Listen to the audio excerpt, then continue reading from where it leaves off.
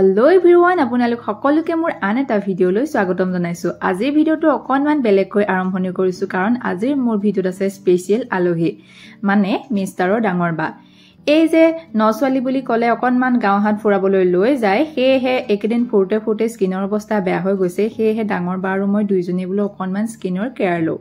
So আজিনো কিনো স্কিনত লগাও আৰু এই আজি এটা মানে বিশেষ ফেস প্যাক দেখাম, যেটো ফেস প্যাকৰ মানে গুণাগুণটোৰ বিষয়ে জানিলে আপোনালোকে নিজে আচৰিত হ'ব কাৰণ ই আমাৰ স্কিনৰ কলা দাগ, কলা ৰং সকলোখিনি দূৰ কৰি আমাৰ স্কিনখন ব্ৰাইট কৰাত সহায় কৰিব।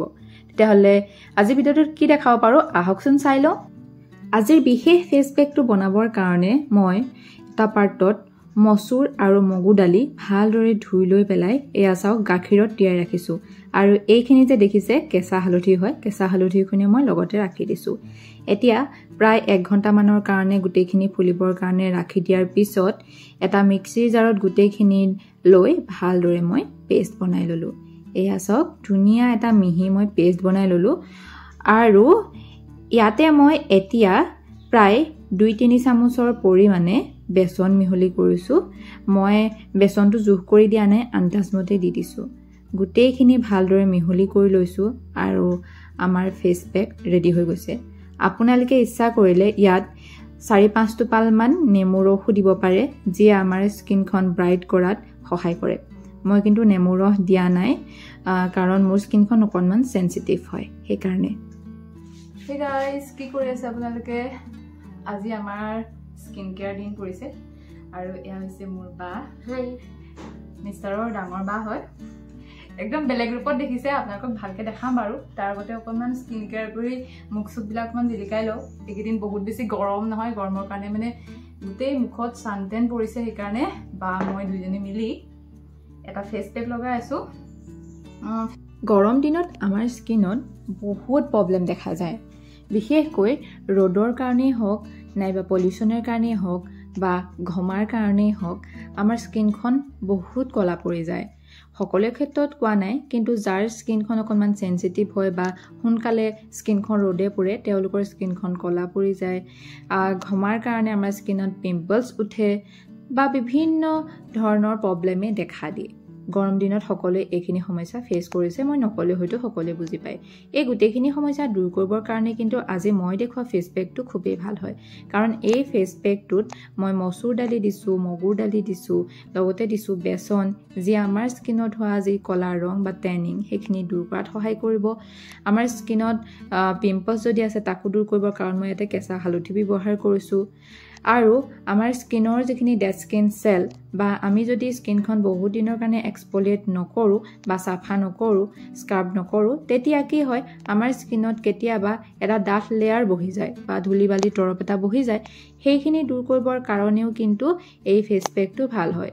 মুঠতে আমাৰ স্কিনৰ যিখিনি কলা ৰং বা কলা তৰপ বহিছে সেইখিনি দূৰ কৰি আমাৰ যিটো একচুৱেল কালাৰ বা জন্মগত স্কিনৰ যিটো কালাৰ সেইটো পাবৰ কাৰণে এই ফেস প্যাকটোৱে সহায় কৰে। আৰু দেখিছে নহয় মই এয়া ভাগিনকো ধুনীয়াকৈ ফেস প্যাকটো লগাই দিছো কাৰণ তাই খেল খেলি থাকে, সেয়ে তাইও অকনমান স্কিনত কলা ৰং বহিছে, সেইকাৰণে মই ধুনীয়াকৈ লগাই লৈছো। এতিয়া তিনিজনীয়ে এয়া ধুনীয়াকৈ লগাই হৈ গল। গাইস আমাৰ ৰূপবিলাক চাওক, দুইজনীয়ে হাতে পাতে ধুনীয়াকৈ লগাই পেলাই এতিয়া অলপমান ফেনৰ তলত বহি দিম। তাৰপিছত শুকাই যোৱাৰ পিছত ধুনীয়াকৈ এনেকৈ স্কাৰ্ফ কৰি অতাই দিম। বডিৰ পৰা মুখৰ পৰা সানটেন আঁতৰি যাব আৰু মুখখন অকণমান উজ্জ্বল হ'ব আৰু বগাও হৈ পৰিব।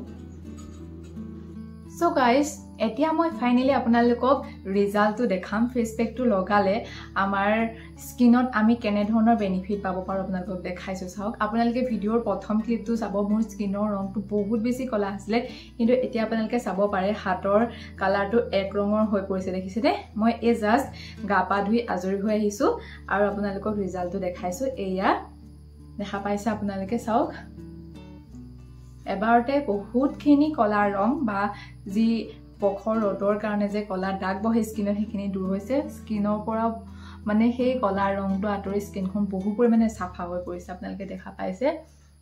এয়া